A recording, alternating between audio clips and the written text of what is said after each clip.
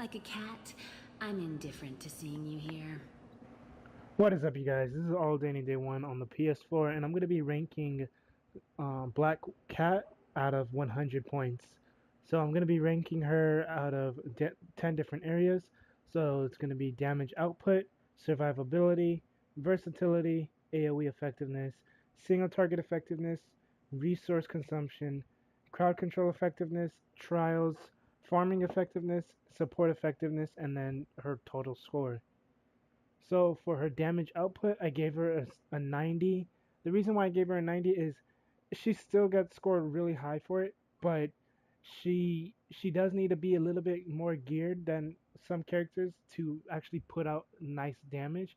But even from the start of the game to the very final cosmic trials and having her extremely well geared, she can put damage, she can put out work throughout the whole game, regardless of whatever gear she's wearing.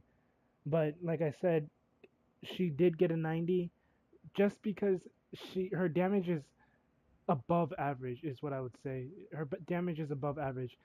Although she does get a 2% chance of killing your enemies in one shot. So she has a 2% chance of any of her abilities hitting, or any damage that she does has a 2% chance of one-shotting your enemy that's not a boss or not crowd control immune.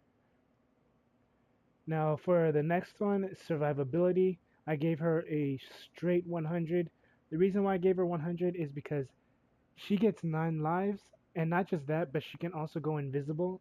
So that right there definitely puts her up above a lot of people for her survivability. Yeah, she can't heal herself and she can't shield herself, but she really doesn't need to. She gets 9 lives. You can use those 9 lives as well in cosmic trials. Um, when you go to your trials, you can die 8 times or even 9 times and still have 1 life left.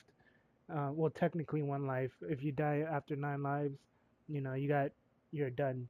But like I said, she that basically multiplies her health 9 times because of the fact that she gets 9 different chances. And then, like I said, she has invisibility that she could use, and the cooldown on that is actually pretty quick. And it's a 3 second. No, it's longer than 3 seconds.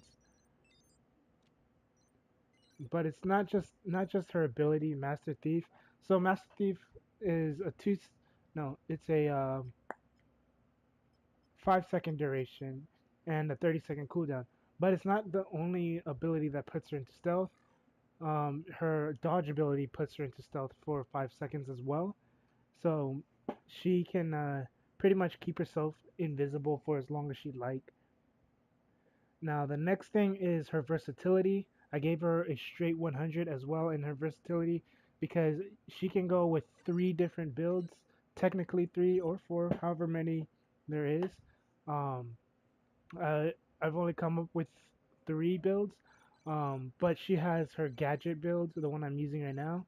Then she has a bleeding build, a straight bleed build, or damage over time build, I suppose. And then she has her claw build.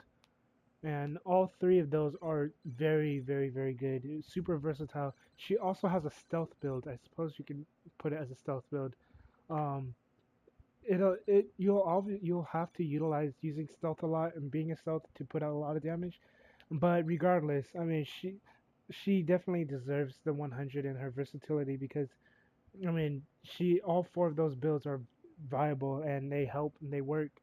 So it doesn't really matter which one you choose because they're all good. And then her AOE effectiveness, I gave her a 95. The reason why I gave her a 95 is because her gadgets build is all basically AOE. They're all great for AOE. She has a lot of AOE abilities. Even her signature is AOE. But the only reason why she got a 95 is because her AOE is not a big radius of AOE. It's primarily mid-range, yeah, just about mid-range, close range to mid-range, AOE. But that's why she got a Isn't 95 like you on to that. stand me up for a But big I date. mean, regardless, she still got a really high score on her AOE effectiveness. So her single target effectiveness, I gave her a 90. The reason why I gave her a 90 is she doesn't have like super heavy brutal and burst damage or anything, but she has nice damage over time abilities. But her single target boss damage isn't the best. It's not gonna help you too much. Um, but I mean, like I said, she still scored high in her single target effectiveness. As long as you get her well geared, she can definitely take out bosses extremely fast. And then her resource consumption, I gave her an 80. The reason why I gave her an 80 is because, um, actually not an 80, a 70. The reason why she got a 70 is because her abilities do cost a lot of spirit. Um, her bombs don't, but a lot of her other abilities do. Actually, no, not a 70. It is an 80. Never mind. It is an 80.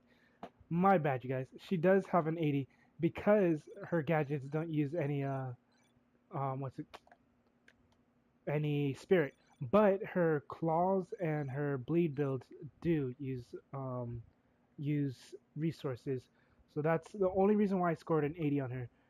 But is because of her claws and whatnot. But then again, you don't have to stick with that build. You can go with the gadget build, or you can mix it up a bit, gadgets with claws.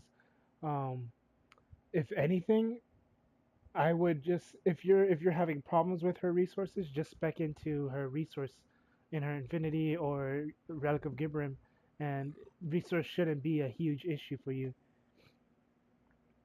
So for her crowd control effectiveness, I gave her a 60. So the reason why she got a 60 in that is because she only has, I believe, two abilities. That's crowd control. Yeah, so she has two abilities that are crowd control. So she has Come Here Kitty, which pulls your enemies towards you, which is good, or is pretty nice. And then she has Master Thief, which is when you go into stealth, you stun your enemies for 2 seconds. So it's not too bad. But I, yeah, like I said, she only got a 60 on that because it's only two abilities and it's not that great.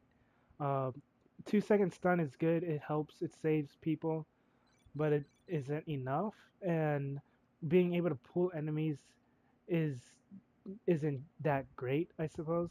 I mean, it's fine and dandy and all, but she uh she definitely doesn't need to pull enemies towards her. The next thing that she got was a 100 in her trials. The reason why I gave her 100 in trials is because again the 9 lives, as you can see on the right box, 9 lives, secondary resource 9 lives. Whenever you would be defeated, instead restore 9% of your max health, removing one of your 9 lives. 9 lives recharge every 90 seconds. Get a max of 9 lives. So the reason why I gave her 100 in trials is because of that, not because of her abilities or whatever. You can, like I said, you can use whatever build and it'll work. In trials, you have those 9 lives and you won't you basically will not fail. If you do, then I'm not sure what you're doing, but yeah, with those 9 lives you pretty much will not fail. She's a uh pretty much a guaranteed cosmic completion. And then her farming effectiveness, I gave her an 80 in farming effectiveness. The reason why I gave her an 80 in farming effectiveness is because she can take out mobs fairly fast, but she can't take out bosses quick enough. Um, yeah, she's just not a great farmer, in my opinion. Once you get her more geared, then yeah, she'll be a better farmer. But that's not the point for this the farming effectiveness. The point is to have her not geared and farming for gear, farming for the high stat gears. So that's why she got an 80. Support effectiveness, I gave her an 85. Reason why I gave her an 85 is because for Master Thief, with one of the talents, I believe, right here, Life of the Party, Master Thief resets all charges on trap powers, which is for you, but Master Thief also applies Concealed to all allies, buff effect Concealed. So it puts all your allies makes all your allies invisible for 5 seconds, and that right there can save a team. You know, it can make it or break it for that. That's the only reason why she got an 85 on that.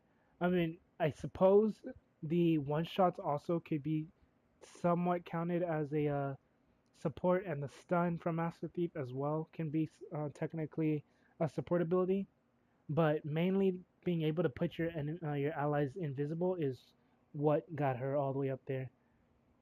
So the total score I gave her was an 88. So, and that's a actually really high rating. As long as as long as the character is above 80, that's a high rating. Um, and she definitely scored high. What was? Oh yeah. So I'm just gonna recap on everything that I had said. So her damage output was a 90, survivability was 100, versatility 100, AOE effectiveness 95, single target effectiveness 90, resource consumption 80, crowd control effectiveness 60, trials at 100, farming effectiveness 80, support effectiveness 85, and total score was an 88. So I hope this video helps you out. If it did, go ahead and leave a like, comment, subscribe. If you have any questions or concerns, leave that down in the comment section, or you can message me on Twitter at alldayanyday1. If you have any other characters you want to see later down the road for their score, let me know as well. If you have any video future ideas that you would like to see, go ahead and let me know as well. And yeah, that's basically it. Like I said, if this helped you out or if you liked it, go and leave a like, comment, subscribe, and that's it. This is All Day Any Day 1 on the PS4. Have a good day, good night, and peace.